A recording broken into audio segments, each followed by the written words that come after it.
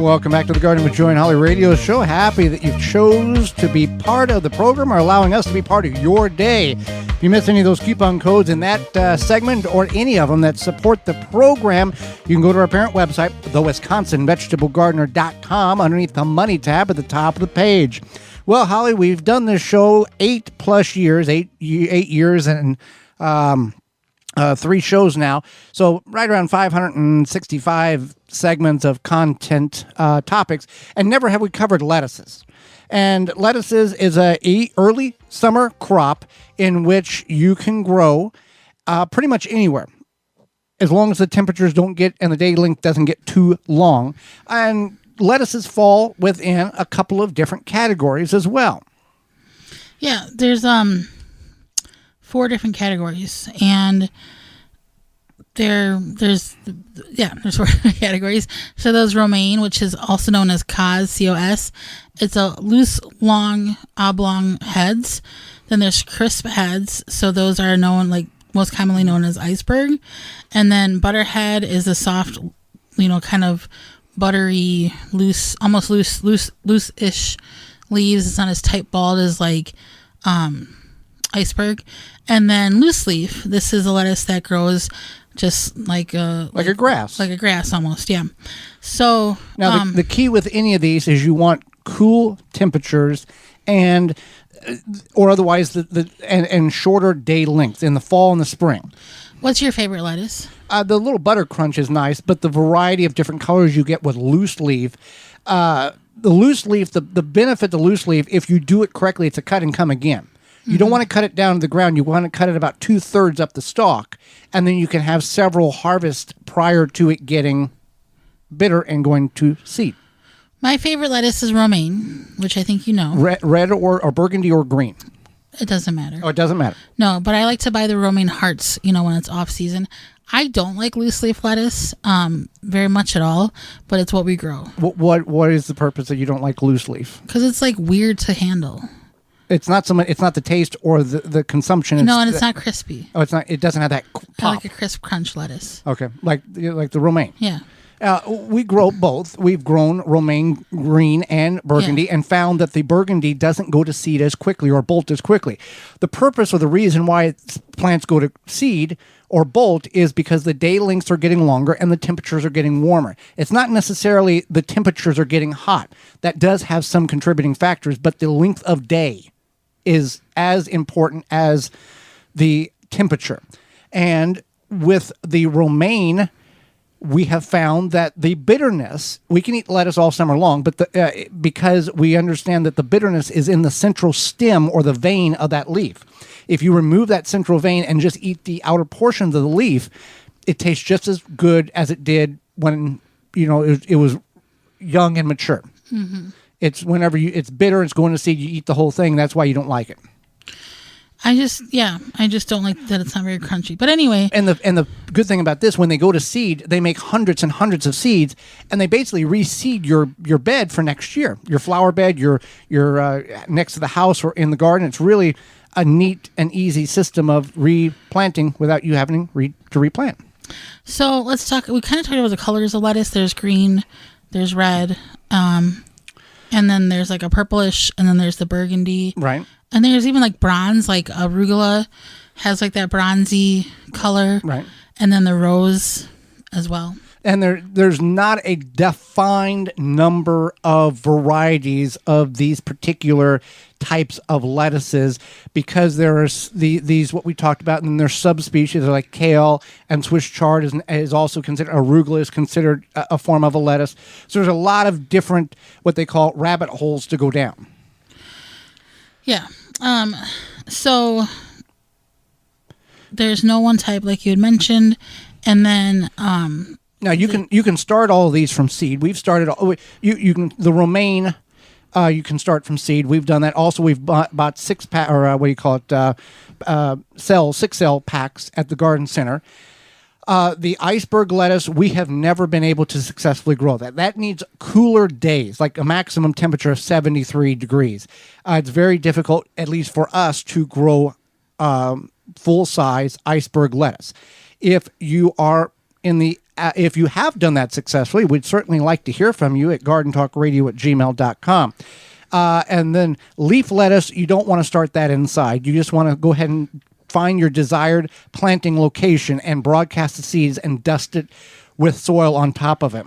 Go ahead. So, I mean, you can. Sorry, I was just going to talk about the nutrients. Yeah, go ahead with the nutrients of this. So, people are like, iceberg lettuce has like no nutrients. It does have some nutrients. It just has significantly less than other lettuce. So you're not sitting. I mean, yes, it is like 99% water, but most lettuce is. So you want to think about that. The darker the color, the more nutrient dense it's going to be. Beta carotene. Yep.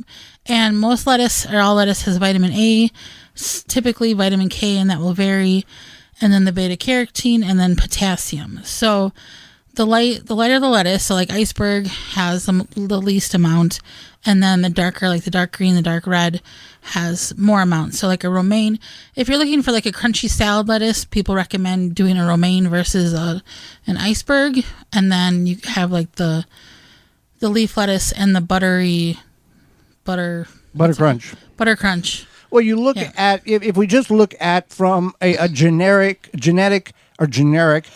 price structure, the cheapest lettuce typically is the iceberg. And that is what is on pretty much any sandwich that you go to any store. Now, whenever you start to quote unquote get fancier sandwiches at more of a quote unquote high end restaurant, you're going to see the different colors of lettuce, or you're going to see romaine on your sandwich. So it's a price point as well. And I guess it's odd that you see it that way. Yeah, that makes sense. It's cheap, and also I think iceberg keeps probably a little bit longer. Yeah, it's like a cabbage. It will sit there and won't dry out, or if it does dry out, you can remove the outer layers like you would a cabbage. Leaf lettuce goes very quickly. It's got an extremely short shelf life.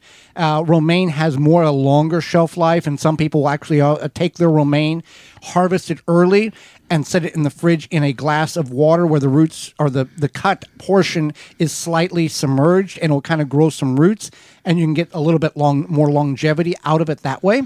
And then, so we're not going to shame you for liking iceberg.